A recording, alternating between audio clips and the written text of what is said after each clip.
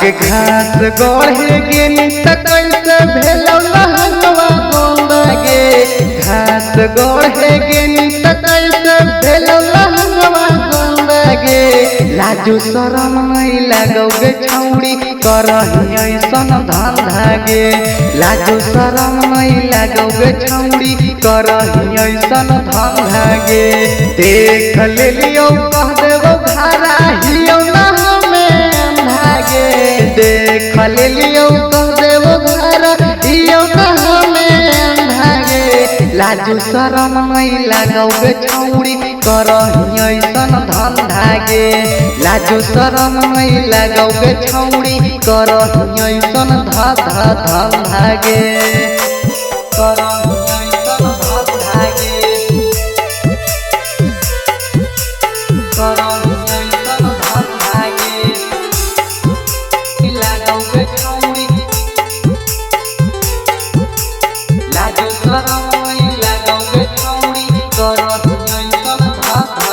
गे तोने छौड़ा खोलल कौगे छौड़ी कनमा के बाली गे। तोने छौड़ा चूसल कौगे छौड़ी ओठवा के लाली गे। तोने छौड़ा खोलल कौगे छौड़ी कनमा के बाली गे। तोने छौड़ा चूसल कौगे छौड़ी ओठवा के लाली गे।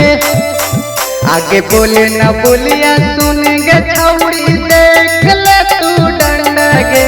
बोले न बोलिया सुन गे छौड़ी देख ले तू डंडा गे। लाजू शरम नहीं लागौ गे छौड़ी करही ऐसन धंधा गे। लाजू शरम नहीं लागौ गे छौड़ी करही ऐसन धंधा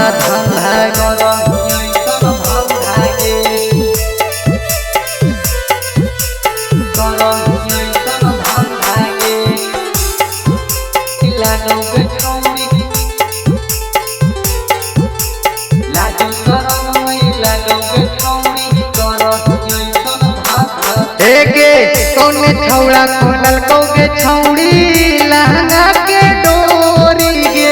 लंबे लंबे बाल कैसे गेल तोरा झराइल गे। हाँ गे तोने छौड़ा खोलल कौगे छौड़ी लहंगा के डोरी गे। लंबे लंबे बाल कैसे गेल तोरा झराइल गे।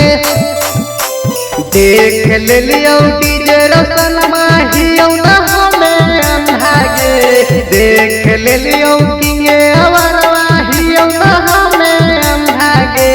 लाजू शरम नहीं लागौ गे छौड़ी करही ऐसन धंधा गे। लाजू शरम नहीं लागौ गे छौड़ी करही ऐसन धंधा गे।